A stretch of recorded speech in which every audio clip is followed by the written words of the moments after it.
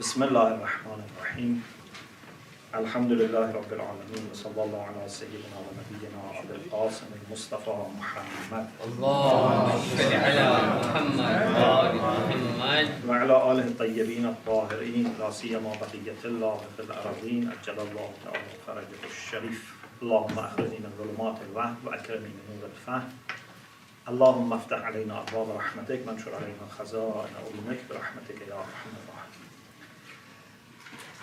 This is our second session on Inṣāf, and those who watch this might find this talk is very short because we have been discussing and listening to our dear brothers and sisters.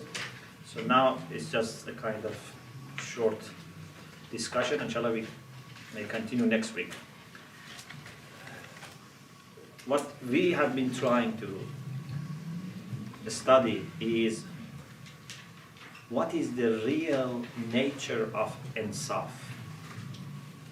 And in order to be able to reach the true nature of Inṣāf, we tried to compare it with justice, so that by comparison we can understand what is fairness.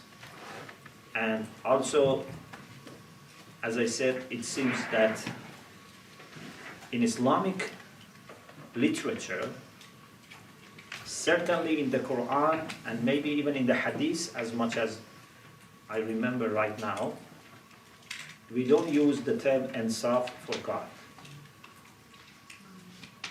We use the term ʿAdl for God in the Hadith.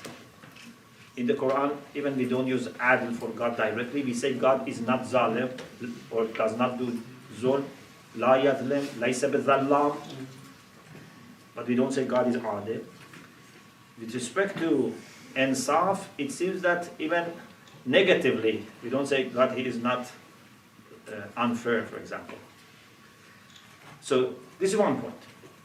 The other point is that in some of our hadiths, ʿAdl is defined as Inṣāf.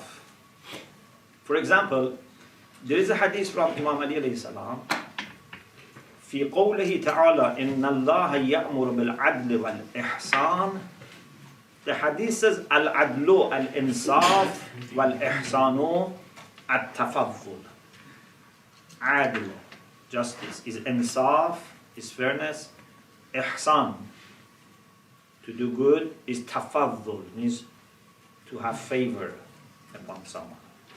So this doesn't mean that they are the same, because sometimes hadith is to give a quick explanation, but it shows that there is close relation between ʿAdl and Inṣāf, between justice and fairness. But they are not the same, because in some other hadith that I gave you last week, you find that Inṣāf is something that can be a higher level than some, at least, levels of justice. Like, for example, a'dalun nas.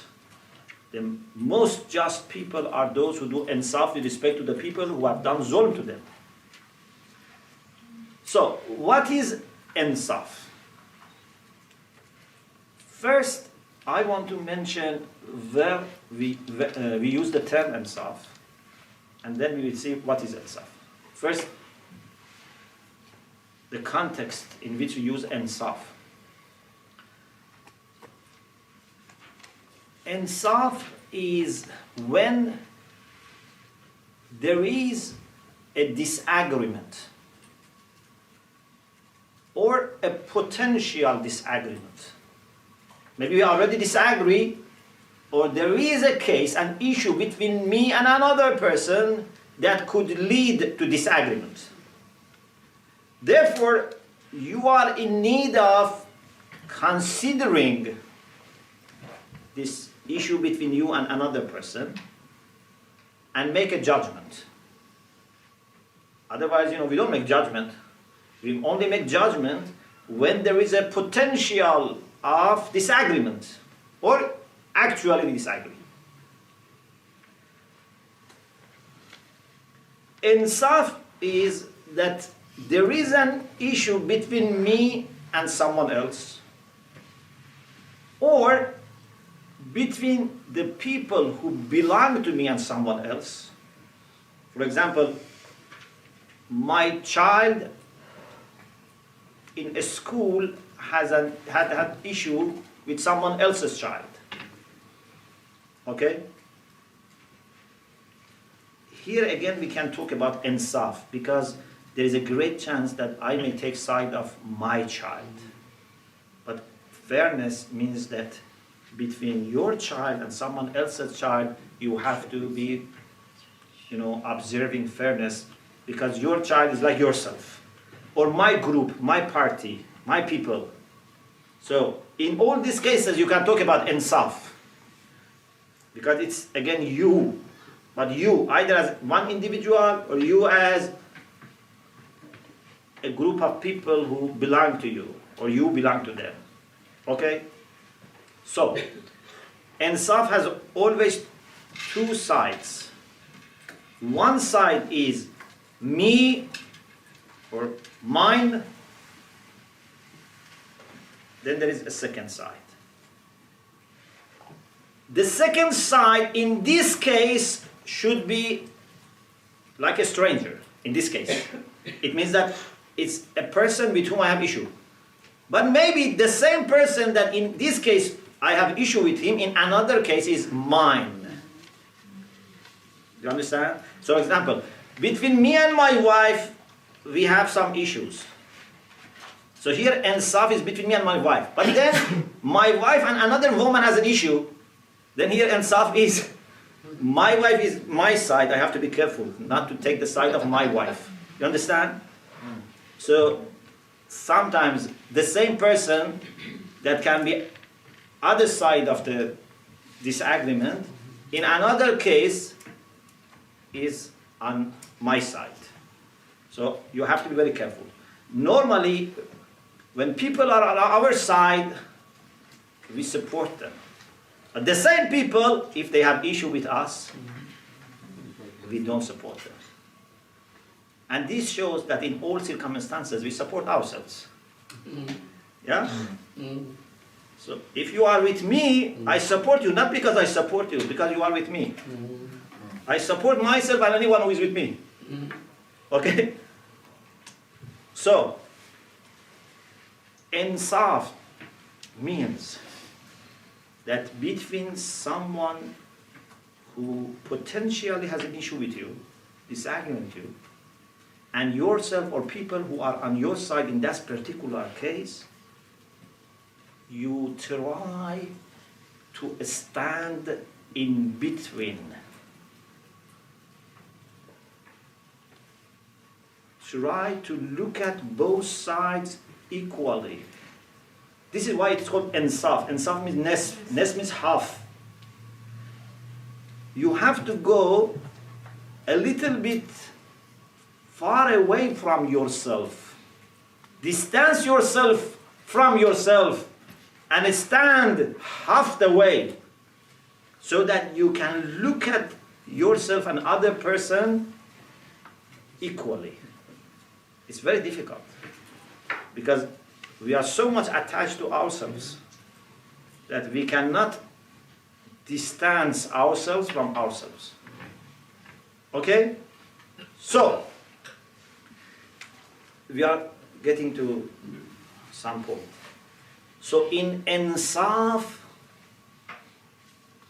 I have to go outside my shell. Be standing in the middle. Okay? If you can go even further, it's okay. For example, if you want to distance 60% from yourself, 40% to other person, it's good. MashaAllah. Go 100% to that person, no problem. Yeah? Because this is then rahmah. This is rahmah. From 51 to 100% is rahmah. But at least 50% means to look at your side and the other person equally. Inṣāf means that now because you are standing in middle and are looking at both sides equally, then you have a concern. And that is different from the concern of a just person. If this point is true, inshallah, then we made good success. In justice, you are trying to observe the rights of people. In Inṣāf, you have come to a position that for you both sides are as important as each other. Therefore, you can take from someone and give to the other. But from which one you can take and give to the other? From the side which is you. In justice, you try to take both sides equally. So you don't take from that person and give to this person, and not from yourself and give to other person. But in Inṣāf, you have the right of bringing a kind of level by one side only. You can take from yourself as much as you want to make that person in a good level. You understand? So this is the beauty of Inṣāf. So I say to myself that this person, although I have observed his right, but he has some needs. I like to give him something, because if I was in his position, I would have loved someone to give me. Or for example, maybe in the case of a person who has wronged you, okay? So justice says you can bring him to justice and punishment. But if you are munsif, you try to see whether you can find any excuse for him. For example, this person stolen bread from your bakery, but you see that, oh, for one day he didn't have anything to eat. So you want to find excuse for that person, because now you are looking at that person and you have concern for good and welfare of that person as you have for yourself.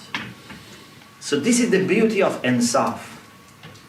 So a person who is munsif is a person that not only observes the justice, not only observes the rights of other person, but is ready to go out of his way to make sure that the other person is treated as he wanted to be treated if he was in the same situation.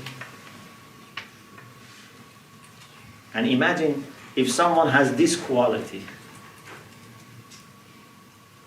This means that this person is so much in control of his emotions, in control of his ego, that not only can see the truth on the other side, but also he is ready to sacrifice from his own interests for the betterment of other people. So there is some element of rahmah here. There is some element of rahmah here, but in this special way that I explained. Okay, think about it, inshallah. We continue this, inshallah, discussion, and also, if Allah helps, to see how we can gain Inṣāf, inshallah. Wa akhiru da'wana alhamdulillah rabbil alamin.